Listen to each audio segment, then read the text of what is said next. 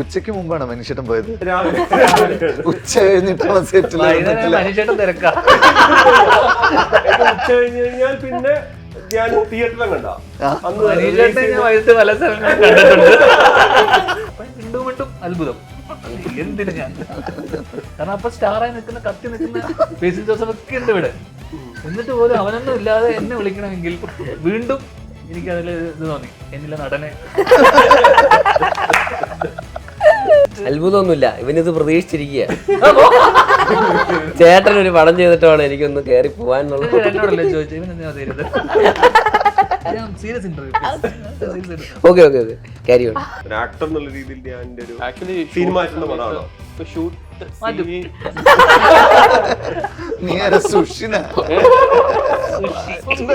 ഏതൊരു സൈഡിൽ നോക്കിയപ്പോ അച്ഛനെ പോലെ ഉണ്ടെന്ന് പറഞ്ഞിട്ട് അച്ഛൻ ഇങ്ങനെ വളരെ ഇമോഷണൽ ആയിട്ട് നിൽക്കുമ്പോഴാണ് ദേണ്ട ഇവൻ കയറി വരുന്നത്. അപ്പൊ ആ ഇമോഷനൊക്കെ കട്ടായി. എല്ലാ കഥയുടെ അവസാനം എന്നെ എന്തിനാണ് പറ്റുന്നത്? നീ അപ്പോഴാണ് ഞാൻ ഒരു വഴിപോക്കൻ. അയൺമാൻ. എന്നുവെച്ചാൽ സാധാരണ അവഞ്ചേഴ്സിൽ നായകൻ അയൺമാൻ ആണല്ലോ. ഇവൻ സൈഡ് റോൾ ചെയ്യാമെന്ന് ഇവൻ അവഞ്ചേഴ്സിൽ പറയുമ്പോ ഇവൻ അയൺമാൻ. നീ ആരായിരുന്നു? Captain America.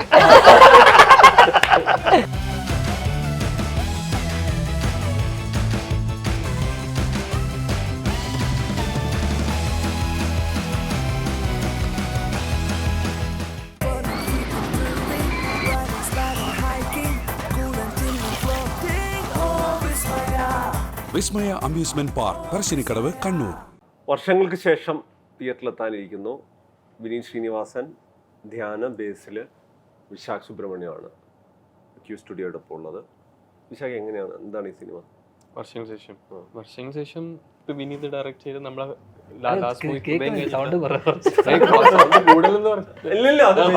നമുക്ക് ഇവിടെ കേൾക്കുന്നില്ല.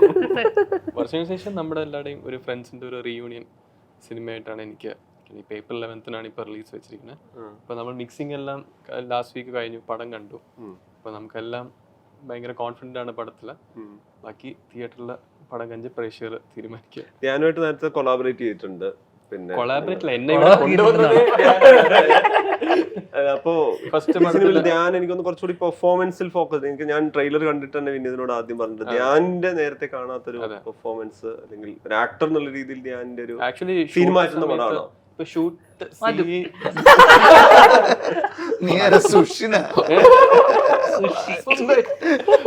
ആക്ച്വലി നമ്മുടെ ഷൂട്ട് സമയത്ത് തന്നെ ഞാനും വിനീതും ഇങ്ങനെ ധ്യാന്റെ പെർഫോമൻസിനെ കുറിച്ചിട്ട് പറയുന്നുണ്ടായിരുന്നു. കറക്റ്റ് കാസ്റ്റിംഗ് ഉപരി ധ്യാന നമ്മുടെ അടുത്ത് വരെ പ്രിപ്പയർഡ് അല്ലെന്ന്, പക്ഷെ ഓരോ കാര്യത്തിലും കറക്റ്റ് ഒരു പ്രിപ്പറേഷൻ ഉള്ള പോലെ തോന്നിയിട്ടുണ്ടായിരുന്നു. സിനിമ കണ്ട കുറച്ച് ആൾക്കാർ കണ്ടപ്പോഴും അവരുടെ ആൾക്കാരിലും ധ്യാനെ കുറിച്ചിട്ട് പറഞ്ഞിട്ടുണ്ട്. മൊത്തത്തിൽ നന്നായിട്ട് വന്നെന്ന.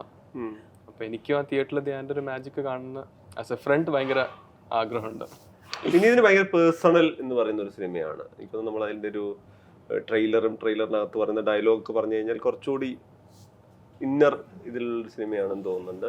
ഇപ്പോൾ ധ്യാനിനെ ലോഞ്ച് ചെയ്യുന്നത് വിനീതാണ്. ഇപ്പൊ നോക്കുവാണെങ്കിൽ ഇപ്പൊ നിവിന്റെ കരിയർ നോക്കി കഴിഞ്ഞാൽ നിവിനെ റീലോഞ്ച് പോലെയാണ് ചെയ്തിട്ടുള്ളത്. ആക്ടർ എന്നുള്ള രീതിയിലും കമേഴ്ഷ്യൽ സക്സസിന്റെ കാര്യത്തിലും തട്ടവും മലർവാടി അങ്ങനെയാണ്. ധ്യാന്റെ കാര്യത്തില് ഈ പിന്നെ വിനീതിന്റെ ഒന്നും കയ്യിലോ ചിന്തയിലോ ആലോചനയിലോ നിൽക്കാത്തൊരു ധ്യാനാണ്. അപ്പൊ എന്താ ഈ സിനിമ എങ്ങനെയാണ്, ഏതൊക്കെ തരത്തിൽ പേഴ്സണലാ ഈ സിനിമ? ശരിക്കും പറഞ്ഞു കഴിഞ്ഞാല് നമ്മള് വളർന്നൊരു അന്തരീക്ഷം ഉണ്ടല്ലോ മനുഷ്യട്ട്. അപ്പോൾ ആ സമയം തൊട്ടേ ഇപ്പൊ അച്ഛൻ ഈ ഇൻസ്റ്റിറ്റ്യൂട്ടിൽ ജോയിൻ ചെയ്തതും, പിന്നെ അത് കഴിഞ്ഞ് നാട്ടിൽ തിരിച്ചു വന്ന് നാടകം ചെയ്യാൻ നിൽക്കുന്ന സമയത്താണ് ഒരു ടെലിഗ്രാം വന്നിട്ട് വരണം എന്ന് പറഞ്ഞിട്ട് ഒരു ടെലിഗ്രാം വന്നിട്ട് മദിരാശിയിലേക്ക് തിരിച്ചു പോകുന്നത്. അപ്പോൾ ആ സമയത്തൊക്കെ ഉള്ള കുറേ കഥകൾ നമ്മളിങ്ങനെ വീട്ടിൽ സ്ഥിരമായിട്ട് ഇങ്ങനെ കേൾക്കുമായിരുന്നു. പിന്നീട് ഞാൻ സ്റ്റേജ് ഷോസ് ഒക്കെ ചെയ്യുന്ന സമയത്തും പല ആൾക്കാരുടെ കൂടെ, അപ്പം അച്ഛൻ്റെ അതേ ടൈമിലുള്ള ആർട്ടിസ്റ്റ് ഉണ്ടല്ലോ, especially Innocent uncle, Venu uncle, Mukesh uncle, ഇവരോടൊക്കെ സംസാരിക്കുമ്പോൾ ഇവരെല്ലാം പല പല സമയത്തായിട്ട് ഇവർ പറഞ്ഞ് കേട്ടിട്ടുള്ള കുറേ കഥകളുണ്ട്.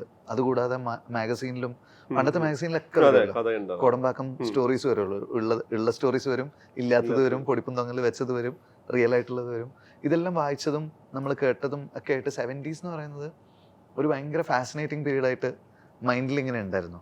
അപ്പം ഈ കഥയൊക്കെ വളരെ നേരത്തെ എൻ്റെ മൈൻഡിൽ ഉണ്ടായിരുന്നൊരു സ്റ്റോറിയാണ്. പക്ഷേ എനിക്കിത് ഇത്രയും ഇതിനൊരു വലിയ എക്സ്പെൻസ് വരും, പിന്നെ ഇതിൽ കുറേ ക്യാരക്ടേഴ്സ് വരും, ഇവർ ട്രാവൽ ചെയ്യുന്ന വഴിക്കൊക്കെ ഇവർ കണ്ടുമുട്ടുന്ന കഥാപാത്രങ്ങളെല്ലാം വന്നു പോകും സിനിമയിൽ. അപ്പോൾ ഇത്രയും ആൾക്കാരെ വെച്ച് എന്നാൽ സ്റ്റോറി വൈസ് ഡിസ്ട്രാക്ഷനും ഇല്ലാണ്ട് ഒരു സ്ക്രിപ്റ്റ് എഴുതാനുള്ളൊരു ഒരു കോൺഫിഡൻസ് ഇല്ലായിരുന്നു എനിക്ക്. പക്ഷെ ഹൃദയം കഴിഞ്ഞപ്പോൾ ഹൃദയത്തിൽ കുറേ ക്യാരക്ടേഴ്സും അങ്ങനെ ഒരു സ്ക്രിപ്റ്റ് ആദ്യം വർക്ക് ചെയ്ത് കഴിഞ്ഞപ്പോൾ ഓക്കെ ഇനി ഇതൊന്ന് ട്രൈ ചെയ്ത് നോക്കാം എന്നുള്ളൊരു ചെറിയൊരു ഒരു കോൺഫിഡൻസ് വന്നു. അങ്ങനെയാണ് ഞാനിത് എഴുതാൻ തുടങ്ങുന്നത്. പിന്നെ കഴിഞ്ഞ വർഷമല്ല 2022 തൊട്ട് ഐഡിയാസ് ഇങ്ങനെ കുറേ പുതിയ സാധനങ്ങൾ, പിന്നെ ഇതിൻ്റെ സെക്കൻഡ് ഹാഫിലേക്കുള്ള കുറേ ലീഡ്സ്. എൻ്റെ കയ്യിൽ നേരത്തെ ഉണ്ടായിരുന്ന ഐഡിയ എന്ന് പറയുന്നത് ഫസ്റ്റ് ഹാഫിൻ്റെ മാത്രമായിരുന്നു. അതായത് 70s early 80s ആയിട്ടുള്ള പീരീഡാണ് എൻ്റെ മൈൻഡിൽ നേരത്തെ ഉണ്ടായിരുന്നത്. പക്ഷേ ഇത് പ്രസൻറ്റ് വരെ ട്രാവൽ ചെയ്യുന്നുണ്ട്. അപ്പോൾ പ്രസൻറ്റിലേക്കുള്ള സാധനങ്ങളൊക്കെ കൂടുതലും 2022 തൊട്ടിട്ടാണ് മൈൻഡിൽ വന്നത്. അപ്പോൾ ഞാൻ ആദ്യം ദിവ്യയുടെ അടുത്ത് പറഞ്ഞു അതിൻ്റെ കുറേ സാധനങ്ങൾ. വിശാഖിൻ്റെ കല്യാണത്തിൻ്റെ തലേന്ന് ഞാൻ വിശാഖിൻ്റെ അടുത്ത് പറഞ്ഞു. അപ്പോൾ കേട്ട ആൾക്കാർക്കൊക്കെ ഒരു എക്സൈറ്റ്മെൻറ്റ് ഉണ്ടായിരുന്നു. പിന്നെയാണ് കഴിഞ്ഞ വർഷമാണ് എഴുതി തുടങ്ങുന്നത്. ഇതിൽ ഇപ്പൊ ട്രെയിലർ കൂടി വന്ന സമയത്ത് പാട്യം മെൻഷൻ ചെയ്തിട്ടുണ്ട്. ഇപ്പൊ ശ്രീനിയേട്ടനെ കുറിച്ച് പറയുമ്പോൾ എല്ലാ ഇനീഷ്യൽ ഡേയ്സിൽ ശ്രീനിവാസൻ പാട്യം ശ്രീനി എന്നൊക്കെ ഉപയോഗപ്പെട്ടിട്ടുണ്ട്. അപ്പൊ നമ്മുടെ നാട്ടിൽ പാട്യം ശ്രീനി എന്നാണ് വിളിക്കുന്നത്. അതെ, പാട്യം ശ്രീനി എന്നാണ് വിളിക്കുന്നത്. അപ്പോൾ ഇത് ഏതെങ്കിലും ഒരു ബയോഗ്രഫിക്കൽ, ഇപ്പം മഞ്ഞുമൽ ബോയ്സ് നോക്കിക്കഴിഞ്ഞാൽ 2018 മുതൽ ഇങ്ങോട്ടുള്ള നമ്മുടെ ഇൻഡസ്ട്രി ഹിറ്റ് എന്നൊക്കെ പറയുന്നത് ആടുജീവിതം വരെ നോക്കിക്കഴിഞ്ഞാൽ പറയുന്ന റിയൽ ലൈഫ് ടു ഫിക്ഷൻ വരുന്നതാണ്. അങ്ങനെ ശ്രീനിയേട്ടന്റെ ഒരു ബയോഗ്രഫിക്കൽ പോയിന്റിൽ നിന്ന് കോടമ്പാക്കൊക്കെ വരുന്നൊരു ട്രിബ്യൂട്ട് കൈൻഡ് സിനിമയാണോ ശരിക്കും? അല്ല, ഇത് കൂടുതലും ഫിക്ഷൻ തന്നെയാണ്. പക്ഷേ നടന്നിട്ടുള്ള ഇൻസിഡൻസും പല ആൾക്കാരുടെയും നമ്മൾ കേട്ടിട്ടുള്ള കുറേ സാധനങ്ങൾ ഇതിനകത്ത് ഇങ്ങനെ വന്നിട്ടുണ്ട്. അതിലിപ്പോൾ ധ്യാന് പറഞ്ഞൊരു സാധനം അടക്കം വന്നിട്ടുണ്ട്. കൈ നോക്കുന്ന സാധനമൊക്കെ നമ്മൾ ട്രെയിലറിലുള്ളത്. അച്ഛൻ്റെ കൈ പണ്ട് കൂത്തുറമ്പ് സ്റ്റാൻഡിൽ നിന്ന് ഒരാൾ നോക്കിയിട്ട് പ്രവചിച്ചിട്ടുണ്ട്. അതായത് നിങ്ങൾ കലാരംഗത്ത് വരും, 3 കാര്യങ്ങൾ ചെയ്യും, ദേശീയ തലത്തിൽ അംഗീകരിക്കപ്പെടുന്നു. അപ്പൊ അച്ഛൻ അയാളെ പുച്ഛിച്ചിട്ട് പോകുന്നതാണ്. കഴിവുള്ള 2 മക്കളുണ്ടാവും.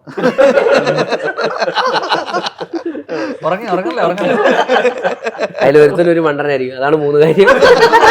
3ാമത്തെ കാര്യം എന്താ പറയാത്തത്? അവനൊരു ബുദ്ധിമാനായ കൂട്ടുകാരനുണ്ടാവും. ക്ലാസ് വെച്ച് ഉറങ്ങുക. ലാസ്റ്റ് പറഞ്ഞത് പറഞ്ഞിട്ടില്ല. ശരിക്കും 3 എന്തൊക്കെയാ? ഇല്ല, ഈ 2 കാര്യമാണ് പറഞ്ഞത്. അതായത് കലാരംഗത്ത് നിന്ന് 3 കാര്യം ചെയ്യും, പിന്നെ ദേശീയ തലത്തിൽ അംഗീകരിക്കപ്പെടുന്നു. അപ്പം പിന്നീട് അച്ഛൻ സിനിമയിൽ വന്ന് ഡയറക്ഷൻ, എഴുത്ത്, അഭിനയം 3 കാര്യം ചെയ്തു. നാഷണൽ അവാർഡ് ശ്യാമളയ്ക്ക് കിട്ടുകയും ചെയ്തു. അപ്പൊ അതിനെ പറ്റിയിട്ട് അച്ഛൻ ഇങ്ങനെ പറഞ്ഞ കാര്യം ധ്യാൻ ഓർമ്മിപ്പിച്ചു. അപ്പോൾ ഒരു കൈനോട്ടക്കാരൻ്റെ ഒരു സാധനവും കൂടെ ഉണ്ടെങ്കിൽ നല്ലതല്ലേ എന്ന് പറഞ്ഞു. എന്നിട്ട് ഞാൻ അത് ഇൻക്ലൂഡ് ചെയ്തു. അപ്പം അങ്ങനെ നമ്മൾ അവിടുന്ന് ഇവിടുന്ന് ഒക്കെ കേട്ടിട്ടുള്ള കുറേ സാധനങ്ങൾ ഈ സിനിമയുടെ അകത്തേക്ക് വന്നിട്ടുണ്ട്, റിയൽ ആയിട്ട് നടന്നിട്ടുള്ള കാര്യങ്ങളടക്കം. എന്നോട് വിനീത് ഈ സിനിമയുടെ ഇങ്ങനൊരു സിനിമ വരുന്നുണ്ട് എന്ന് പറഞ്ഞ സമയത്ത് എനിക്ക് തോന്നുന്നത് അന്ന് പറഞ്ഞൊരു കാര്യം, ഞാൻ ആലോചിക്കുന്ന ചില ആക്ടേഴ്സ് ഉണ്ട്, അവർ വന്നാലായിരിക്കും ഞാൻ സിനിമയിലേക്ക് കടക്കുക എന്നാണല്ലോ പറഞ്ഞത്. അതാണോ ഈ പ്ലാനുകൾ പല രീതിയിൽ മാറിയിട്ടുണ്ട്. പക്ഷെ എനിക്ക് ആ 5-ൽ 3 മെയിനായിട്ട് 5 പേര് എന്നുള്ളതിൽ മെയിനായിട്ടുള്ള 3 ആൾക്കാരെ എനിക്ക് അപ്പവും ധ്യാനും നിവിനുമായിരുന്നു. അവര് 3 പേരും കിട്ടിയപ്പോഴാണ്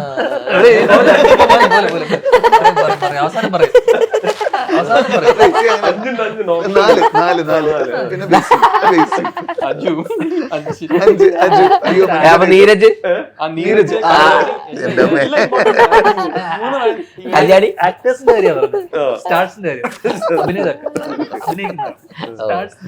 ഇത് കൊടുക്കുന്ന ചോദ്യമാണ്.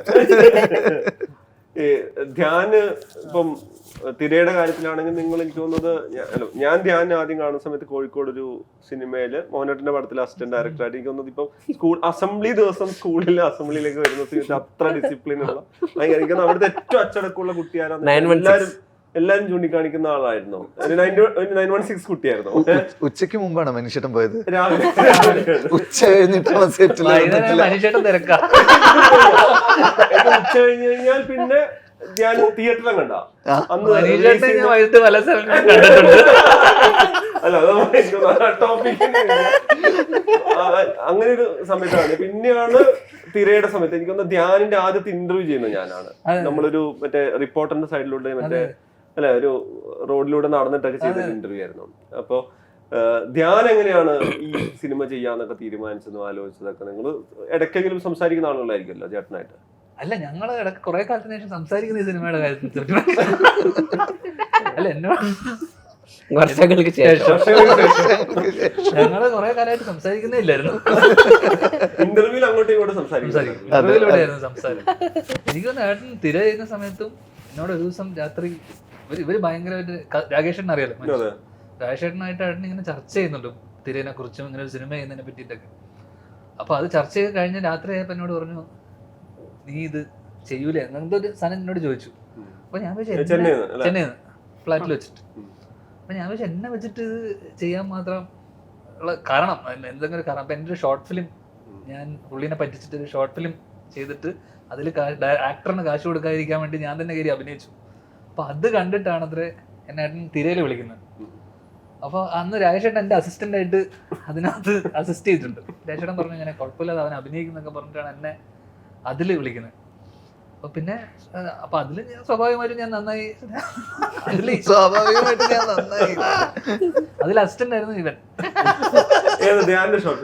അല്ല ക്ലാപ്പ് പുച്ഛൻ ക്ലാപ്പ് എന്ന് പറയുമ്പോ assistant director, last assistant assistant director. അങ്ങനെ തിര കഴിഞ്ഞതിന് ശേഷം എന്നെ വിളിക്കുന്ന 10 വർഷം കഴിഞ്ഞിട്ടാണ്. 2013 കഴിഞ്ഞിട്ട് സിനിമയിലേക്ക് വിളിക്കുന്നത്. അടുത്തൊരു അല്ല, ഈ വർഷങ്ങൾക്ക് ശേഷത്തിന് വേണ്ടി വിളിക്കുന്ന ഇതേപോലെ ഒരു ദിവസം ഏട്ടൻ വന്നിട്ട് ഡോറ് തട്ടി എന്നെ അടുത്ത് വന്നിട്ട് ഇങ്ങനെ പറഞ്ഞൊരു സിനിമ പ്ലാൻ ചെയ്യുന്നുണ്ട്, നീയാണ്. അപ്പൊ എനിക്ക് അന്നത്തെ അതേ അത്ഭുതമാണ്, 10 വർഷം മുന്നേ ഉള്ള അത്ഭുതം വീണ്ടും എന്നെ വെച്ചിട്ട്. അത്ഭുതമൊന്നുമില്ല, ഇവനിത് പ്രതീക്ഷിച്ചിരിക്കുക. ചേട്ടൻ ഒരു പടം ചെയ്തിട്ടാണ് എനിക്കൊന്ന് കയറി പോവാന്നുള്ളത്. എന്നോടല്ലേ ചോദിച്ചു, ഇവനെന്തിനാ തരുന്നത്? Serious interview. Okay okay okay, carry on. അപ്പൊ എനിക്ക് വീണ്ടും എന്തിനായിരിക്കും. പിന്നെ എന്നോട് ഇതേപോലെ ഇന്റർവ്യൂല് കേട്ടപ്പോഴാണ് ഈ 3 പേരില്ലാതെ ഈ സിനിമ നടക്കില്ല എന്നൊക്കെ. അപ്പൊ അതെന്തുകൊണ്ടാണെന്ന് മനുഷ്യനും ചോദിച്ചില്ല. എന്തുകൊണ്ട് ഈ 3 പേര് ചോദിക്കണം. കാരണം നമ്മളുള്ള നടനെ ആവശ്യമാണ്. ഇവന്റെ പേര് പറഞ്ഞില്ല. അപ്പൊ സ്വാഭാവികമായിട്ടും കാരണം ഭയങ്കര സെൽഫിഷ് ഫിലിം മേക്കറാണ്, അറിയാലോ. വളരെ സ്വന്തം സിനിമയോട് കൃത്യമായിട്ടുള്ള ധാരണയും ഇന്ന ആൾക്കാർ വേണം എന്നുള്ള കൃത്യമായിട്ടുള്ള ഒരു ഇതുള്ള ആളാണ്. അപ്പൊ അങ്ങനെ ഒരാള് എന്നെ വേണമെന്ന് പറയുമ്പോൾ എനിക്ക് വളരെ പേഴ്സണൽ ആയിരുന്നു. ബിക്കോസ് എനിക്ക് ഇത് ഏട്ടൻ്റെ സിനിമ നമ്മൾ ഇത്രയും കാലത്തിന് ശേഷം ഒരു പരിപാടിയിൽ വിളിക്കുന്ന സമയത്ത് ഏട്ടൻ്റെ സിനിമ നമ്മൾ പോയിട്ട് അതിന്റെ ഭാഗമാവുക. അപ്പൊ എനിക്ക് എന്താണ് കഥ എന്നോ ഇതിൽ ഞാനാണ് ലൈക്ക് സെൻട്രൽ ക്യാരക്ടർ. കാരണം കുറെ പേരുള്ള സിനിമയാണെന്നാണ് എന്നോട് ആദ്യം പറഞ്ഞത്, കുറെ ആക്ടേഴ്സ് ഉള്ള കുറെ ആൾക്കാരുള്ള. അപ്പൊ ഞാൻ വെച്ചാൽ അതില് കൂട്ടത്തിലൊരാൾ ഞാൻ ചിന്തിച്ചിരുന്നുണ്ട്. പിന്നെ അളിയൻ എന്നോട് പറഞ്ഞു ഇങ്ങനെ അതിൽ one of the lead characters ആണ്. അപ്പൊ വീണ്ടും അത്ഭുതം, എന്തിനു ഞാൻ. കാരണം അപ്പൊ സ്റ്റാറായി നിൽക്കുന്ന കത്തി നിൽക്കുന്ന ബേസിൽ ജോസഫ് ഒക്കെ ഉണ്ട് ഇവിടെ. എന്നിട്ട് പോലും അവനൊന്നും ഇല്ലാതെ എന്നെ വിളിക്കണമെങ്കിൽ വീണ്ടും എനിക്കതിൽ ഇത് തോന്നി, എന്നില്ല നടനെ പുള്ളിക്ക് ആവശ്യമാണെന്ന് എനിക്ക് തോന്നി. അപ്പൊ എനിക്ക് തോന്നി അത് എനിക്കിപ്പോഴും വിളിച്ചു. അത് മനുഷ്യരുടെ തന്നെ ചോദിക്കും, കഴിഞ്ഞിട്ടോ അല്ല കഴിഞ്ഞിട്ടില്ല കഴിഞ്ഞ ശേഷം എനിക്ക് മനസ്സിലായി ഇവനത് നിർത്തി വലിയ വെടിയിട്ടില്ല. ട്രെയിലർ കണ്ടപ്പോ നിനക്ക് മനസ്സിലായല്ലോ. ഇല്ല. അപ്പൊ എനിക്ക് കണ്ട സിനിമ എന്നുള്ള രീതിയിൽ എനിക്ക് ഭയങ്കര ഒരു പേഴ്സണൽ ഇതായിരുന്നു. ബിക്കോസ് എനിക്ക് ഫസ്റ്റ് ഹാഫിന്റെ ഒരു കഥ പറഞ്ഞു ചെറിയ രീതിയിൽ നറേറ്റ് ചെയ്തു. ഇതില്ല ആക്ച്വലി സ്ക്രിപ്റ്റ് കേട്ടു. സെക്കൻഡ് ഹാഫ് ഞങ്ങളൊരു 10 ദിവസം ബ്രേക്ക് എടുത്തിട്ടാണ് ഷൂട്ട് ചെയ്തത്. അപ്പൊ ഞാൻ ചോദിച്ചു, ധ്യാൻ നിനക്ക് സെക്കൻഡ് ഹാഫ് കേൾക്കണ്ടേ എന്ന് പറഞ്ഞു. അപ്പൊ എന്നോട് പറഞ്ഞു, ഞാൻ പാഡൊക്കെ വെച്ച് വേറൊരു പടത്തിൽ അഭിനയിച്ചുകൊണ്ടിരിക്കുകയാണ്. അപ്പൊ മെലിഞ്ഞിരിക്കുകയാണല്ലോ, അപ്പൊ അതിന്റെ കണ്ടിന്യൂറ്റി മെയിൻറ്റെയിൻ ചെയ്യാൻ വേണ്ടിയിട്ട് അകത്ത് പാഡൊക്കെ വെച്ചിട്ട് അഭിനയിച്ചുകൊണ്ടിരിക്കുക. ഞാനിപ്പോ വക്കീല, അപ്പൊ ഇപ്പൊ ഞാൻ ഇതൊന്നും കേൾക്കുന്നില്ല എന്ന് പറഞ്ഞു. അതെ. അപ്പൊ ഈ സെക്കൻഡ് ഹാഫിലാണ് ഈ ചേഞ്ച് ഓവർ ഒക്കെ വന്നിട്ടുള്ള നമ്മളാ ട്രെയിലറിൽ കണ്ടിട്ടുള്ള സാധനം. സത്യം പറഞ്ഞു കഴിഞ്ഞാൽ നമ്മളെ ഇപ്പൊ ഒരു 65 year old ഒരാള് നമ്മൾ അങ്ങനത്തെ ഒരു ക്യാരക്ടർ ചെയ്യാൻ പറ്റും, നമുക്ക് ബുൾ ഓഫ് ചെയ്യാൻ പറ്റും എന്നുള്ളത് പോലും എനിക്കറിയില്ല. അപ്പൊ എന്നൊരു പറഞ്ഞത് പറ്റും, അല്ലെങ്കിൽ അത് ചെയ്യാൻ പറ്റും എന്നൊക്കെയുള്ള പുള്ളി ഒരു എന്ത് ധൈര്യത്തിന്റെ പുറത്താന്ന് നമുക്കറിയില്ല. സെക്കൻഡ് ഹാഫ് ഞാൻ കഥയും കേട്ടിട്ടില്ല. ഞാൻ പോകുന്നതിന് മുന്നേ അളിയനാണ് എൻ്റെ അടുത്ത് വിശാഖാണ് എൻ്റെ അടുത്ത് ഫ്ലൈറ്റിൽ നിന്ന് സെക്കൻഡ് ഹാഫിന്റെ കഥ എനിക്ക് ജസ്റ്റ് ഒരു ഐഡിയ പറയാൻ വേണ്ടി കേട്ടു, പറഞ്ഞു തരാൻ പറഞ്ഞു. പക്ഷെ ആ കഥയായിരുന്നില്ല സിനിമ ഷൂട്ട് ചെയ്തത്. അത് വിശാഖ് പറഞ്ഞത് മനസ്സിലാവാനായിട്ടാണോ അതോ അങ്ങനെ വിശാഖിനത് മനസ്സിലാവത്തില്ല. അപ്പൊ അവിടെ എത്തിയപ്പോൾ എനിക്ക് ആ കൺഫ്യൂഷൻ ആയി, ഇത് ഏത് കഥയാണോ, പ്രൊഡ്യൂസറിന് വരെ കഥയിൽ കൃത്യമായിട്ടുള്ള ധാരണയില്ല. അങ്ങനെ പിന്നെ ഞങ്ങൾ ആ ലുക്ക് കിട്ടാൻ വേണ്ടി, കാരണം ആ ലുക്ക് കിട്ടിയപ്പോ ലുക്ക് കിട്ടിയപ്പോ കാരണം ഇത് ഒരു തിൻ ലൈനാണല്ലോ. കാരണം നമ്മളെ പോലത്തെ ഒരാള്, ഈ ഏജിലുള്ള ഒരാൾ എല്ലാവർക്കും നമ്മളറിയാം. അപ്പൊ അറിയുന്ന ഒരാൾ ഇങ്ങനെ ഒരു 60 year old അല്ലെങ്കിൽ 65 വയസ്സുള്ള ഒരു ക്യാരക്ടർ പെട്ടെന്ന് പോയി തോന്നിയാൽ ചിലപ്പോൾ ഒരു മോക്കറി ആയിട്ട് ഒരു ഫാൻസി ഡ്രസ് ആയിട്ടും ആൾക്കാർക്ക് തോന്നാൻ സാധ്യതയുണ്ട്. അപ്പൊ ഏട്ടനോട് ആദ്യം മുടി ഞാനൊരു സൈഡിൽ ആ ട്രെയിലറിലുള്ള പോലെ ചെറിയ ഇവിടെ ഒരു ഷേവ് ചെയ്ത്, അപ്പൊ ആ ലുക്ക് തന്നെ നമ്മള് അന്ന് ദിവസം ഷൂട്ട് ചെയ്യുന്നതിന്റെ രാവിലെയാണ് ആക്ച്വലി. അല്ല, ഞാൻ തലേന്നൊക്കെ റോണക്സിനോട് പറഞ്ഞിട്ടുണ്ട്, റോണക്സ് തല ഷേവ് ചെയ്യാണ്ട് പറ്റില്ല, അപ്പൊ ധ്യാന് കണ്ടിന്യൂറ്റി പടം കണ്ടിന്യൂറ്റി ഉണ്ട്. അപ്പോ റോണക്സ് എന്നോട് പറഞ്ഞു, ഇല്ല ഷേവ് ചെയ്യാൻ സമ്മതിക്കുന്നില്ല, കാരണം 5 പടം കണ്ടിന്യൂറ്റി ഉണ്ട്, മലയാള സിനിമ നിന്നു പോകുന്ന പറയുന്നത്. അപ്പൊ ഞാൻ പറഞ്ഞു അവനോട് മിണ്ടാണ്ടിരിക്കാൻ, മലയാള സിനിമ ഒന്നും നിന്നു പോവില്ല.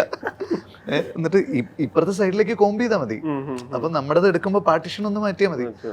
അപ്പൊ ഞാൻ എന്ത് പറഞ്ഞിട്ടും കേൾക്കുന്നില്ല എന്ന് പറഞ്ഞിട്ട് ലാസ്റ്റ് ധ്യാന്റെ റൂമിലേക്ക് ഞാൻ ചെന്ന് ഞാനിങ്ങനെ ഒന്ന് ഈ മലയാള സിനിമ നിന്ന് പോകാണ്ടിരിക്കാൻ, ഈ സിനിമ നിന്ന് പോകാൻ. അതെ. അപ്പൊ അതും നമുക്ക് എനിക്കൊരു കോൺഫിഡൻസ് ഇല്ല, കാരണം അത് നമ്മൾ ഷേവ് ചെയ്ത് കഴിഞ്ഞാലും അത് എൻ്റെ ഒരു ചിന്ത എന്ന് വെച്ച് കഴിഞ്ഞാൽ അത് അങ്ങനെ ആയിക്കഴിഞ്ഞാൽ അത് ഏതെങ്കിലും രീതിയിൽ നമ്മൾ ഈ നരയൊക്കെ ഒട്ടിച്ചിട്ട് ഫസ്റ്റ് വന്ന് നിന്നിട്ട് എന്തെങ്കിലും രീതിയിൽ ഒരു ഫാൻസി ഡ്രസ്സോ അല്ലെങ്കിൽ അടുത്തതായി ചെസ്റ്റ് നമ്പർ എന്ന് പറഞ്ഞ് വിളിക്കുന്ന ഒരു ലെവലിലോട്ട്, കാരണം കുറെ മേക്ക് ഓവേഴ്സ് ഉണ്ട്, അതിൽ ലാസ്റ്റ് ഇത് കൺവിൻസിങ് ആയില്ലെങ്കിൽ, ലുക്കിൽ കൺവിൻസിങ് ആയില്ല മനുഷ്യട്ട് അത് മൊത്തം പാളും. പക്ഷെ ആ ലുക്ക് കറക്റ്റ് അത് കിട്ടി. പിന്നെ കഥയും അറിയില്ല,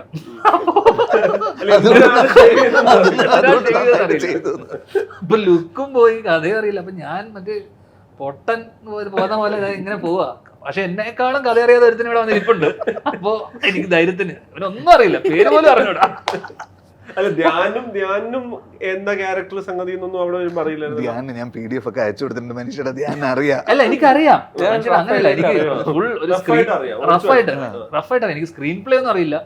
ഇന്നത്തെ ദിവസം ഇന്നാണ് അത് അങ്ങനത്തെ പരിപാടികളൊന്നും അറിയില്ല. ഞാൻ അസിസ്റ്റന്റ് ഡയറക്ടേഴ്സിനോട് ചോദിക്കും ഇതാണ് പരിപാടി എന്ന് പറയും. അങ്ങനെ ലുക്ക് ഒന്ന് സെറ്റ് ആയിട്ട് നമ്മൾ ചില സാധനങ്ങൾ നമ്മൾ ലുക്ക് ഇപ്പൊ അജു ഒക്കെ എൻ്റെ അടുത്ത് ഇങ്ങനെ, അജു ഇപ്പൊ കുഞ്ഞിരാമായണത്തിലായിക്കോട്ടെ, ആദ്യം തന്നെ പോയിട്ട് ഏറ്റവും ഒരു വിഗ് എടുത്ത് വെക്കും, ഒരു ചട്ടി വിഗ് ഒക്കെ എടുത്തിട്ട് പുള്ളി ഒന്ന് സെറ്റ് ആവും. അപ്പൊ ലുക്കില് പുള്ളി എപ്പോഴും പറയുന്ന ഒരു കാര്യം വെച്ചാൽ അഭിനയം എന്തൊക്കെ പോയാലും നമ്മൾ എത്ര കാലം കഴിഞ്ഞാലും അഭിനയം ഒരേപോലെ ഇരിക്കും. അപ്പൊ നമ്മൾ ലുക്കിലും ചെറിയ രീതിയിൽ ഇങ്ങനെ ട്വീക്ക് ചെയ്യുമ്പോഴാണല്ലോ എന്തെങ്കിലും ഒരു വ്യത്യാസം വരുന്നത്. അപ്പൊ ലുക്ക് ക്യാരി ചെയ്ത് കഴിഞ്ഞാൽ, ലുക്ക് മാറ്റി കഴിഞ്ഞാൽ തന്നെ നമുക്ക് വേറെ രീതിയിൽ പെർഫോം ചെയ്യാൻ പറ്റും. അപ്പോ ലുക്ക് ഒന്ന് കറക്റ്റ് കിട്ടി. അപ്പൊ ഞാൻ അത് കഴിഞ്ഞ് വടിച്ചിട്ട് ഞാൻ നടന്നു വരുന്ന വഴിക്കൊക്കെ ഞാനിങ്ങനെ ആൾക്കാരുടെ റെസ്പോൺസ് ആണ്, തിയേറ്റർ റെസ്പോൺസ് പോലെ റിയാക്ഷൻ. കാരണം ആൾക്കാരൊക്കെ അപ്പം ഒരു രീതിയിൽ ഇങ്ങനെ നോക്കുന്നുണ്ട്, നോക്കി അപ്പം എനിക്കൊരു കുഴപ്പമില്ല, ഫാൻസി ഡ്രസ് അല്ല എന്നുള്ളൊരു ഫീലിംഗ് വന്നു. അവിടെ എത്തിക്കഴിഞ്ഞപ്പോഴേക്കും ഏട്ടൻ ഭയങ്കര ഇമോഷണലൊക്കെ ആയി.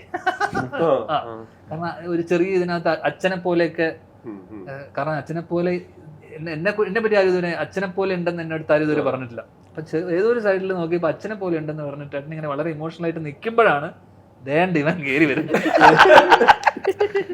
അപ്പൊ ആ ഇമോഷനൊക്കെ കട്ടായി. എല്ലാ കഥയുടെ അവസാനം എന്നെ എന്തിനാണ് വിളിച്ചത്? നീ അപ്പോഴാണ് ഞാൻ ഒരു വഴിപോക്കൻ.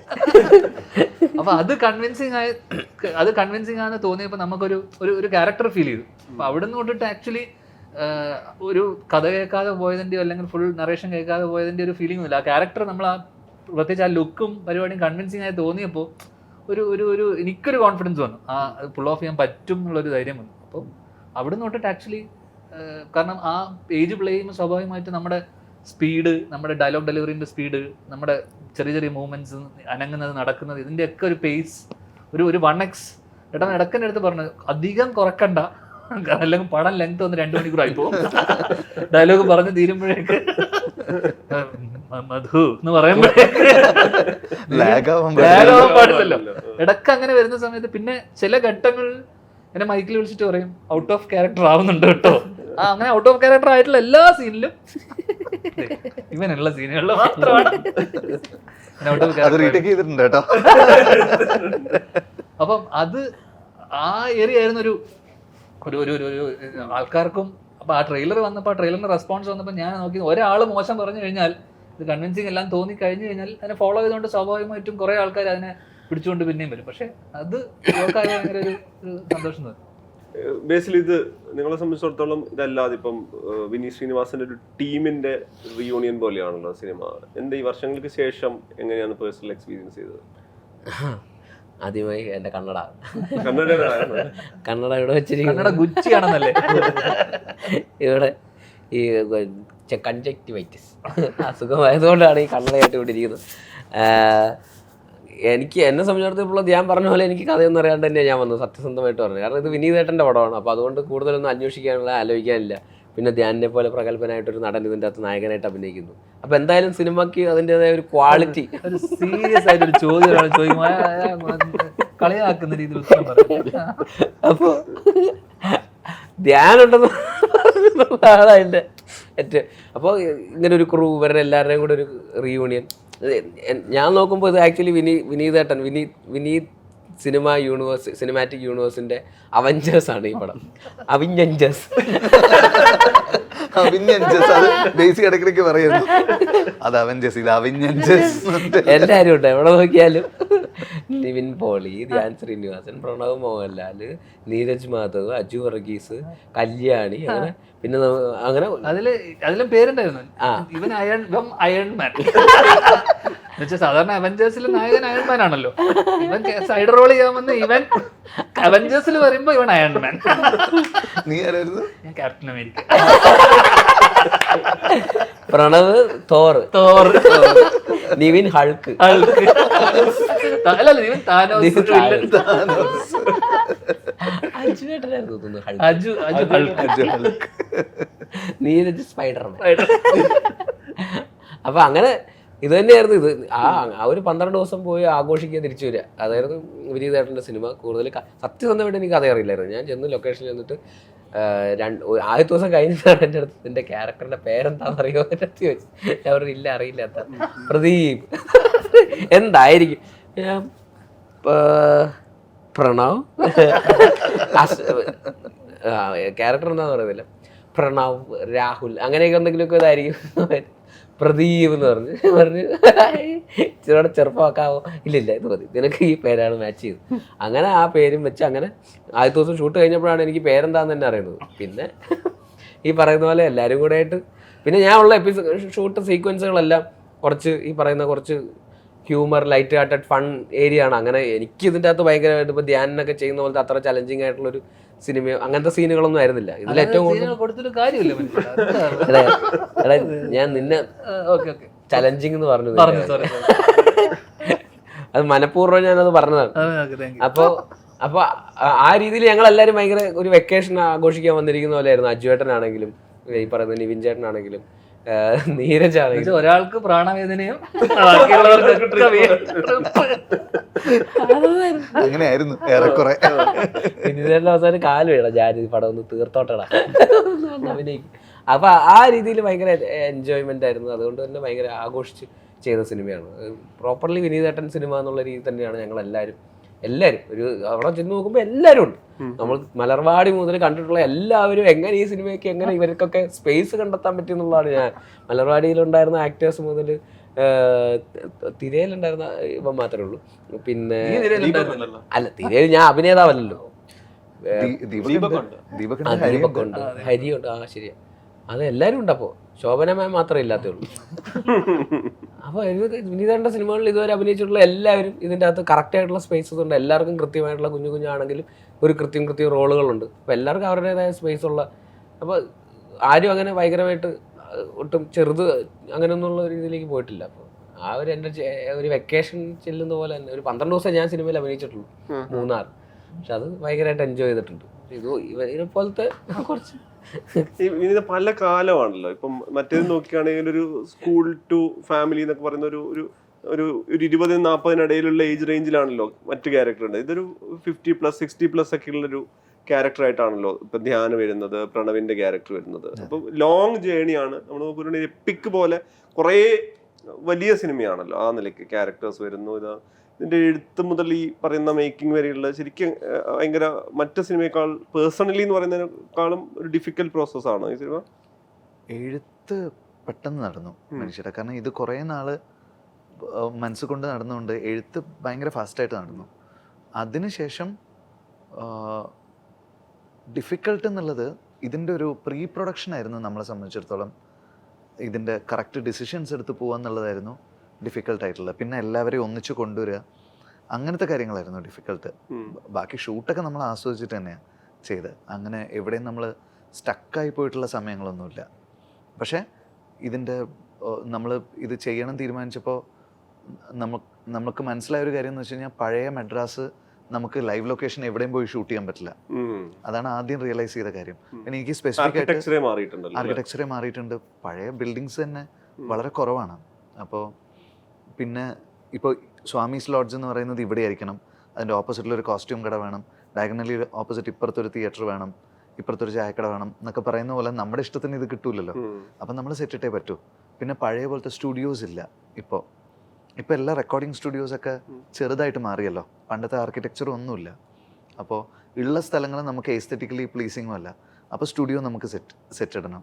പിന്നെ ഔട്ട്ഡോർ ഷൂട്ടിംഗ് ലൊക്കേഷൻ, അപ്പോൾ എവിടെയെങ്കിലും പോയിട്ട് നമുക്ക് നമ്മുടെ പുതിയ ആർക്കിടെക്ചറിലുള്ള സ്ഥലങ്ങൾ ചെയ്യാൻ പറ്റില്ല. അപ്പോൾ ഔട്ട്ഡോർ ഷൂട്ടിംഗ് ലൊക്കേഷനിലും ഒരു തയ്യാറെടുപ്പ് വേണം. പിന്നെ പഴയ ബിൽഡിങ്സ് ചിലത് നമ്മൾ കണ്ടുപിടിച്ചാലും അതിലെന്തെങ്കിലുമൊക്കെ എക്സ്റ്റൻഷൻ വർക്ക് ചെയ്യേണ്ടി വരും. അങ്ങനെ സെറ്റ് വർക്ക് നന്നായിട്ട് ഞാൻ ചെയ്തിട്ടുള്ള പടങ്ങൾ ഏറ്റവും വലിയ പടം സെറ്റ് വർക്ക് വേണ്ടി വന്നൊരു സിനിമയായിരുന്നു ഇത് എല്ലാ സ്ഥലത്തും. പക്ഷേ അതിൻ്റെ രസമുള്ള കാര്യം എന്താണെന്ന് വെച്ചാൽ ഒരു ദിവസം നമ്മൾ കോടമ്പാക്കം സ്ട്രീറ്റാണ് ഷൂട്ട് ചെയ്യുന്നത്, അടുത്ത ദിവസം ഒരു റെക്കോർഡിംഗ് സ്റ്റുഡിയോ ആണ് ഷൂട്ട് ചെയ്യുന്നത്, അടുത്ത ദിവസം ഒരു ഔട്ട്ഡോർ ലൊക്കേഷനാണ് ഷൂട്ട് ചെയ്യുന്നത്, അതിൻ്റെ അടുത്ത ദിവസം നമ്മൾ വേറൊരു സംഗതിയാണ് ഷൂട്ട് ചെയ്യുന്നത്. ഇങ്ങനെ ഓരോ ദിവസവും പുതിയ പുതിയ പുതിയ പുതിയ വേൾഡിലേക്കാണ് നമ്മൾ പോകുന്നത്. അത് ഭയങ്കര ഒരു എക്സ്പീരിയൻസ് ആയിരുന്നു, especially first half. Second half ആയപ്പോഴേക്കും പിന്നെ ഇവരെല്ലാവരും വന്ന് അതൊരു ആഘോഷമായിരുന്നു. ശരിക്കും നമ്മൾ സെലിബ്രേറ്റ് ചെയ്ത് തന്നെയാണ് സെക്കൻഡ് ഹാഫ് ഷൂട്ട് ചെയ്തത്. ഞാൻ അങ്ങനെ സെലിബ്രേറ്റ് ചെയ്യുമ്പോഴും ഇവര് ഇപ്പം ഞാൻ നോക്കുകയാണെങ്കിൽ ട്രെയിലറിലൊക്കെ ഇപ്പം ധ്യാനെ കാണിക്കുന്ന പ്രധാനപ്പെട്ട മൊമെന്റ് എല്ലാം ഭയങ്കര ഒരു സീരിയസ് ക്യാരക്ടറിന്റെ ഭയങ്കര സീരിയസ് ആയിട്ടുള്ളൊരു ജേർണി ആണല്ലോ. അയാൾ ഭയങ്കര പെയിൻഫുൾ ആയിട്ടുള്ള സംഗതി പോകുന്നുണ്ട്, കരയുന്നു, മീൻസ് ഒരു ഭയങ്കര ലോസ്റ്റ് ആയിട്ടുള്ള ഒരാളായിട്ടാണല്ലോ കാണിക്കുന്നത്. അപ്പോൾ നിങ്ങൾക്കത് ഭയങ്കര കൺട്രോൾഡ് ആയിട്ട് ഇവരെയൊക്കെ പെർഫോം ചെയ്യിപ്പിച്ചെടുക്കാൻ പറ്റുമായിരുന്നു ഇങ്ങനെ ഭയങ്കര ചില്ലായിട്ട് പോവുകയാണെങ്കിൽ? ഇല്ല, ഇവരോട് അങ്ങനെ വലിയ ബ്രീഫിങ്ങോ കാര്യങ്ങളോ ഒന്നും ഞാൻ ധ്യാൻ അങ്ങനെ കൊടുത്തിട്ടില്ല. ചില സീൻ വരുമ്പോൾ ധ്യാൻ എന്നോട് ചോദിക്കും, ഇങ്ങനെ ഞാൻ ഇങ്ങനെ പറഞ്ഞാലോ, ഇത് ഈ രീതിയിൽ പെർഫോം ചെയ്താലോ എന്ന്. അല്ലാണ്ട് അങ്ങനെ വലിയ ബ്രീഫിങ്ങിൻ്റെ ആവശ്യം വന്നിട്ടില്ല. ഓരോ ആക്ടേഴ്സിനും അങ്ങനെ ഒരു എല്ലാവർക്കും അറിയാം, അവരവരുടെ പണി അറിയാം. ധ്യാനാണെങ്കിലേ ഇപ്പം തിരയുടെ സമയത്ത് വിനീത് എന്താണോ പറയുന്നത് അത് ചെയ്യാം എന്നുള്ള രീതിയിൽ ഞാനൊരു സീറോ മീൻസ് ഒരു വേറൊരു ഐഡിയ അല്ലെങ്കിൽ മുൻപ് ചെയ്ത സിനിമയുടെ ഒന്നും ധാരണയുടെ പുറത്തല്ലല്ലോ ചെയ്യുന്നൊരു ഡെബ്യൂ ആണല്ലോ. ഇതിനുശേഷം എത്രയോ സിനിമ ഞാൻ തന്നെ നമ്പർ ഓർമ്മയില്ലാത്ത 3 സിനിമ ചെയ്തിട്ടുള്ള ആളാണ്.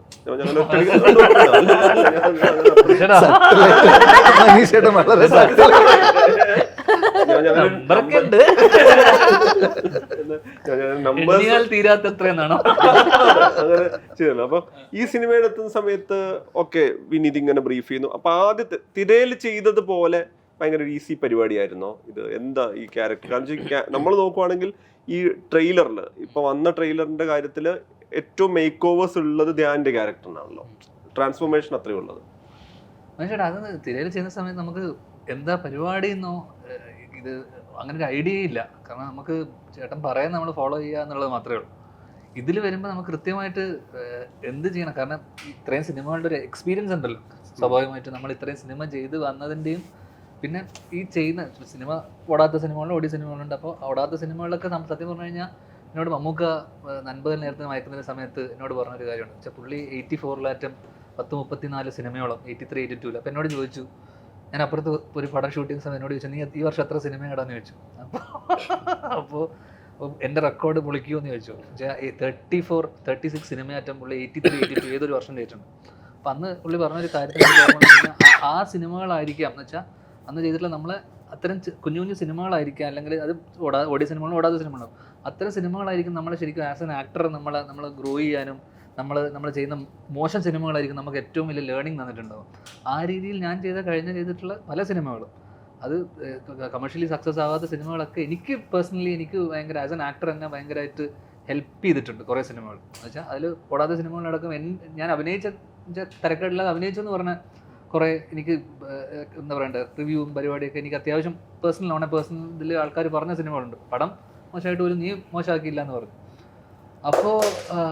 അപ്പോൾ ഞാൻ ഈ സിനിമയിൽ വരുമ്പോൾ ഞാൻ നോക്കുമ്പോൾ അത്രയും സിനിമയുടെ എക്സ്പീരിയൻസുമായിട്ട് വരുന്ന ഒരാൾ ഇവരെക്കാളും കൂടുതൽ സീനിയറാണ് ഞാൻ, പ്രത്യേകിച്ച് ഇതിനേക്കാളും. അപ്പോൾ എനിക്കത് ഒരു ആ രീതിയിൽ എനിക്കൊരു കോൺഫിഡൻസ് ഉണ്ടായിരുന്നു, ചെയ്യാൻ പറ്റും എന്നുള്ളത്. അപ്പം ഞാൻ മിക്കവാറും ഈ നേരത്തെ പറഞ്ഞ പോലത്തെ ഇമോഷണൽ സീനൊക്കെ വരുന്ന സമയത്ത് ഏട്ടൻ ബ്രീഫ് ചെയ്യുന്നതിന് മുന്നേ ഞാൻ ഏട്ടനോട് പറഞ്ഞത് ഞാനൊരു വേർഷൻ ഞാൻ ചെയ്ത് കാണിക്കാം, അത് ഓക്കെ അല്ലെങ്കിൽ ഏട്ടൻ അത് ഓക്കെ അല്ലെങ്കിൽ ഏട്ടൻ അതിലെന്തൊക്കെ കറക്ഷൻസ് വേണമെന്ന് പറഞ്ഞാൽ മതി എന്ന്. അപ്പം എനിക്കൊന്ന് ഒരു നമ്മൾ രാവിലെ മുതൽ ഇതേപോലെ ഭയങ്കര ഒരു എപ്പിസോഡ് ഭയങ്കര ഫൺ, നിവിനും ബേസിയൊക്കെ ഉള്ള എപ്പിസോഡ് ഭയങ്കര ഫൺ, ഭയങ്കര ഇതായിട്ട് പോകുന്ന ഒരു സൈഡും, അതിൻ്റെ അതർ സൈഡ് എന്ന് പറയുന്നത് ഞാനും അപ്പുവൊക്കെ വരുന്നത് കുറച്ച് ഇമോഷണൽ ആയിട്ടുള്ള ഏരിയ ഉണ്ട്. അപ്പോൾ രാവിലെ തൊട്ട് നമ്മൾ തമാശയും പരിപാടിയൊക്കെ പറഞ്ഞിട്ട് ഒരു ഭയങ്കര ഇമോഷണൽ ആയിട്ടൊരു സീനുണ്ട്. അത് ഇവർ പെട്ടെന്ന് ഒരു ദിവസം എൻ്റെ അടുത്ത് വന്നിട്ട് പറഞ്ഞു ഇന്ന് അതാണ് എടുക്കുന്നതെന്ന് പറഞ്ഞു. അപ്പം നമ്മൾ രാവിലെ തൊട്ട് തമാശയും പറഞ്ഞ് കളിച്ചിട്ട് അന്ന് വൈകിട്ടത്തേക്ക് ഈ സീൻ എടുക്കുന്ന സമയത്ത് ഞാൻ ആക്ച്വലി പ്രിപ്പയർഡ് അല്ലായിരുന്നു. നമ്മളൊരു ഈ സീൻ ഇന്ന് എടുക്കാൻ പോകുന്നതെന്ന് എനിക്കറിയില്ല. അപ്പോൾ അതിലകത്തൊരു അത്യാവശ്യം ഫുൾ ലെങ്ത് ഒരു ഡയലോഗും പരിപാടിയൊക്കെ ഉണ്ട്. അപ്പോൾ ഞാൻ പഠിച്ചിട്ടില്ല, ഇന്ന് ഇതാണ് എടുക്കുന്നത് എനിക്കറിയില്ല. അപ്പോൾ അങ്ങനെ ഒരു സാധനം നമ്മൾ പ്രിപ്പയർഡ് അല്ലാതെ നമ്മൾ പോയി ചെയ്യുന്നതിൻ്റെ ഒരു പ്ലസ്സും എനിക്കുണ്ടായിരുന്നു ആക്ച്വലി. അപ്പോൾ ആ സീൻ എനിക്ക് വന്ന് നമ്മളൊരു സിംഗിൾ ടേക്ക് പരിപാടിയാണ് പോയത്. ഒരു നല്ല ലെങ്ത്തുള്ള ഒരു ഡയലോഗും ഒരു പേജ് ഡയലോഗും ഉണ്ടായിരുന്നു. അപ്പോൾ അതിൽ ഞാൻ എന്നോട് ഇതാ പറഞ്ഞു, എന്നുവെച്ചാൽ ഞാനൊരു വേർഷൻ ചെയ്യാം, എനിക്കറിയാവുന്ന എനിക്ക് പറ്റാവുന്ന രീതിയിലുള്ള അത് ഈ പറഞ്ഞ എനിക്ക് കഴിഞ്ഞ ചെയ്ത സിനിമകളിൽ നിന്ന് എനിക്ക് കിട്ടിയിട്ടുള്ള എക്സ്പീരിയൻസും നമ്മൾ പിന്നെ ഏറ്റവും വലിയ ചേട്ടൻ സ്പോട്ടും മോണിറ്ററും ഇല്ല. അപ്പോൾ നമുക്കിത് ചെയ്തതിന് ശേഷം ഇത് പോയിട്ട് കണ്ടു നോക്കിയിട്ട് ഇത് നല്ലതാണോ ചീത്തയാണോ ഇതിലെന്താ നമ്മൾ ചെയ്തതെന്ന് കാണാനുള്ള വകുപ്പില്ല, ഡിസ്കഷൻ ഒന്നുമില്ല. അപ്പോൾ ഇതും ഷോഗണിലാണ് ഔട്ട് കാണുന്നത്. അപ്പം നമ്മൾ ഷോഗണിൽ ഔട്ട് കാണുന്ന സമയത്ത് നമുക്ക് വലിയ മോണിറ്ററും ഇല്ല. ഇപ്പം ഷോഗണിലും ഈ ഷോഗൺ എന്ന് പറയുന്നത് ആക്ച്വലി മൊബൈലിനേക്കാളും നമ്മുടെ വലിയൊരു മൊബൈലിനേക്കാളും കുറച്ച് വലിപ്പമേ ഉള്ളൂ ഈ സൈസേ ഉള്ളൂ. അപ്പോൾ അതിനകത്തൊരു പെർഫോമൻസ് ജഡ്ജ് ചെയ്യാൻ പറ്റുകയാണെങ്കിൽ കൃത്യമായിട്ടുള്ള ഒരു ധാരണ വേണം. അല്ലെങ്കിൽ ചില സമയത്ത് മിക്കവാറും ക്യാമറയുടെ സൈഡിലൊക്കെ വന്ന് നിൽക്കാറാണ് അല്ലെങ്കിൽ. അപ്പം ഔട്ട് കാണാൻ പറ്റാത്തിടത്തോളം നമുക്കും ജഡ്ജ്മെന്റ് ഇല്ല. കാരണം ഫസ്റ്റ് ഹാഫ് ഒക്കെ ഷൂട്ട് ചെയ്ത സമയത്ത് എനിക്കും അപ്പൂനും ഒരു ഐഡിയ ഇല്ല നമ്മൾ എന്താണ് ചെയ്തു വെച്ചിട്ടുള്ളതെന്ന്. കാരണം തിരിച്ചു വന്നിട്ട് സ്പോട്ട് കണ്ടിട്ട് ഇത് ചെയ്തിട്ടുണ്ട് ഇത് എന്നുള്ളൊരു സാധനമില്ല. അപ്പോൾ കൃത്യമായിട്ട് പുള്ളി എന്താണോ പറഞ്ഞത്, പുള്ളി ഗുഡ് ഓക്കെ എന്ന് പറയുന്ന സ്ഥലത്ത് നമ്മളവിടെ നിർത്തിയിട്ടേ ഉള്ളൂ. അതിനപ്പുറം നമുക്കിത് വന്നിട്ട് കണ്ടിട്ട് ഇമ്പ്രൂവ് ചെയ്യാനോ അല്ലെങ്കിൽ ഇതിൽ നിന്ന് മാറ്റി എന്തെങ്കിലും അടുത്ത സീൻ വരുമ്പോൾ ചെയ്യാനോ ഉള്ളൊരു വകുപ്പേ തന്നിട്ടില്ല. ഓക്കെ, അപ്പോൾ അതുകൊണ്ട് തന്നെ ഫസ്റ്റ് ഹാഫ് ചെയ്യുന്ന സമയത്ത് എനിക്ക് ഫസ്റ്റ് ഹാഫിൽ എന്തൊക്കെ ചെയ്തു, എന്താണ് ആ മീറ്റർ പിടിച്ചത്. കാരണം ഇതിൻ്റെ ഒരു കമ്മിങ് ഓഫ് ഏജ് പോലത്തെ ഒരു സിനിമ ആയതുകൊണ്ടും ഇത്തരം വേരിയേഷൻസ് വരുന്നതുകൊണ്ട് എന്ത് ചെയ്ത് വെച്ചിട്ടുള്ളതിൻ്റെ അടക്കം സ്കെഡ്യൂളുമായി. ആ സ്കെഡ്യൂൾ ആയതിനു ശേഷം ഞാൻ അടക്കം പോയിട്ട് വക്കീലും ഡോക്ടറൊക്കെ ആയിട്ട് അഭിനയിക്കുകയും ചെയ്തു. തിരിച്ചു വന്നിട്ട് ഇത് ചെയ്യുന്ന സമയത്ത് അതിൻ്റെ ഒരു ക്യാരക്ടർ പെർഫോമൻസ് കണ്ടിന്യൂറ്റി ഇത്തരം കാര്യങ്ങളൊക്കെ ചെറിയ രീതിയിൽ നമ്മൾ പിടിക്കണമല്ലോ. അപ്പോൾ ഈ സീന് വന്ന സമയത്ത് അന്നൊന്ന് ദിവസം എനിക്ക് എങ്ങനെ ഇത് ചെയ്യണം അല്ലെങ്കിൽ എന്തൊരു ഐഡിയ ഇല്ല. പക്ഷെ അന്ന് ആ സീൻ വർക്കായപ്പോൾ അതായിരുന്നു എനിക്ക് തോന്നുന്നൊരു ഇമോഷണൽ പോയിന്റ്. അല്ലെങ്കിൽ അതിനെ ഫോളോ ചെയ്തിട്ടാണ് പിന്നെയുള്ള ട്രെയിലറിലൊക്കെയുള്ള കുറേ സാധനങ്ങളൊക്കെ ഷൂട്ട് ചെയ്തത്. അപ്പോൾ അത് വർക്കായപ്പോൾ അല്ലെങ്കിൽ ആ ഒരു സാധനം കിട്ടിയപ്പോൾ അത് പെർഫോം ചെയ്ത് കഴിഞ്ഞപ്പോഴേക്കും എനിക്ക് തോന്നുന്നു ആ സീനിൽ നമ്മൾ ഭയങ്കര എന്നോട് സ്കോർ ഇട്ട് തരാൻ പറഞ്ഞു. നോർമലി ബാക്ക്ഗ്രൗണ്ട് സ്കോർ ഒക്കെ വെച്ചിട്ടില്ല. അതിന് മുമ്പ് ആദ്യമൊക്കെ ഞാൻ സ്കോർ ഇടുന്ന സമയത്ത് സ്കോറൊക്കെ എടുത്തിട്ടാണ് ഷൂട്ട് ചെയ്യുന്നത്. പുച്ഛിച്ചിട്ട് പോയത് ഞാൻ കളിയാക്കിയായിരുന്നു. കാരണം സൈഡിൽ മ്യൂസിക് ഇട്ടിട്ട് ഷൂട്ട് ചെയ്യുന്നതിന് എനിക്ക് വലിയ നേരത്തെ ഇന്റർവ്യൂവിൽ പറഞ്ഞിട്ടുണ്ട്. അതെ, പക്ഷേ ആ സീൻ എന്നിട്ട് അവൻ എൻ്റെ അടുത്ത് വന്ന് പറഞ്ഞു അപ്പോൾ സ്കോർ ഇടുമെന്ന് ചോദിച്ചു. ഞാൻ ആയിട്ട് തരാം. അപ്പൊ ആ സീൻ വന്നപ്പോൾ ഞാൻ പറഞ്ഞു എനിക്കൊന്ന് ചെറിയൊരു പിന്നെ ഒന്ന് ഡയലോഗ് പറയുന്ന സമയത്ത് ഈ ബാക്ക്ഗ്രൗണ്ടിൽ സ്കോർ കേൾക്കുമ്പോൾ ആക്ച്വലി നമുക്ക് നമ്മുടെ ഒരു ചെറിയ രീതിയിൽ അറ്റൻഷൻ നമ്മുടെ ഡയലോഗ് പറയുന്ന സമയത്ത് നമുക്ക് ചെറിയ രീതിയിൽ ആ സ്കോറിലോട്ട് നമ്മൾ അറ്റൻഷനും പോകും. സ്കോർ സിനിമയ്ക്ക് വേണ്ടിയിട്ടുള്ള സ്കോർ അല്ലല്ലോ, വേറെ സൗണ്ട് ട്രാക്ക്. അപ്പൊ അത് കേട്ട് നമുക്ക് മടുത്തൊരു സ്കോറുമാണ് ആക്ച്വലി. കാരണം പടത്തിന്റെ പല പോയിന്റ് നമ്മൾ കേട്ടിട്ടുണ്ട്. പക്ഷെ ആ സീൻ വന്നപ്പോൾ ഞാൻ പറഞ്ഞു എനിക്ക് ആ സ്കോർ ഒന്ന്, കാരണം ആ സീനിൽ ഏട്ടൻ സ്കോർ ഇട്ടില്ല. ബിക്കോസ് ഭയങ്കര ഇമോഷണൽ പരിപാടി ആയതുകൊണ്ട് എന്നോട് പറഞ്ഞു, ഞാൻ ഇടാതായപ്പോൾ എനിക്ക് പെട്ടെന്ന് എന്തോ ഒരു സാധനം മിസ്സിങ്. ഞാൻ പറഞ്ഞു ആ മ്യൂസിക് ഇടും, നിലവിളി ശബ്ദം ഇടും എന്ന് പറഞ്ഞ പോലെ ആ മ്യൂസിക് ഇട്ടപ്പോൾ ആക്ച്വലി അത് ഭയങ്കര ഹെൽപ്പ് ചെയ്തു. പിന്നെ ആ സീൻ നേരത്തെ പറഞ്ഞ പോലെ ഫോർ ഫിലിം മേക്കേഴ്സ് എല്ലാം മൂവി ആസ്പയർ ചെയ്യുന്ന ആൾക്കാർക്ക് ഈ സിനിമ ഭയങ്കരമായിട്ട് എനിക്ക് തോന്നുന്നു പല രീതിയിലും സിനിമ പറയുന്ന സിനിമക്കുള്ള സിനിമയാണല്ലോ. അപ്പോൾ ആ സീൻ എനിക്ക് ഭയങ്കര കണക്റ്റായ ഒരു സീനാണ്. അപ്പോൾ ആ സീനിൽ ആക്ച്വലി ലിറ്ററലി ഞാൻ ആ സീനിൻ്റെ ഒടുവിൽ ഞാൻ കരഞ്ഞിട്ടുണ്ട് ആ സീനിന്റെ. എന്ന് വെച്ചാൽ ആ സീനിൽ പറയുന്നത് അത് എനിക്കും വിശാഖിനൊക്കെ നമുക്ക് ഭയങ്കര റിലേറ്റ് ചെയ്യാൻ പറ്റുന്ന, കാരണം ആദ്യ സിനിമ ചെയ്യുന്ന സമയത്ത് ഉണ്ടായിട്ടുള്ള ബുദ്ധിമുട്ടുകളും അതല്ല എന്തൊക്കെ നമുക്ക് അതിൽ മനസ്സിലായിട്ടില്ല, ട്രെയിലറിൽ മനസ്സിലായ കാര്യങ്ങൾ. അപ്പൊ ആ ബുദ്ധിമുട്ടുകളൊക്കെ അതിനകത്തുണ്ടായിരുന്നു, അപ്പൊ ആ ഡയലോഗ്സിലൊക്കെ. അപ്പൊ അത് കഴിഞ്ഞപ്പോഴേക്കും എനിക്കും അപ്പൂനും, ഇൻഫാക്ട് ഇതൊന്നും അറിയാതെ അപ്പു നിൽക്കുന്ന സമയത്ത് അപ്പൂനടക്കം ആ സീൻ, അത് ഡയലോഗ് പറഞ്ഞപ്പോൾ അല്ലെങ്കിൽ അത് കേട്ട് കഴിഞ്ഞപ്പോൾ നമുക്ക് ഭയങ്കര നമ്മൾ ഭയങ്കര ഇമോഷണൽ ആയിപ്പോയി ആ സീനിന്റെ ഡയലോഗ്സ് ആക്ച്വലി.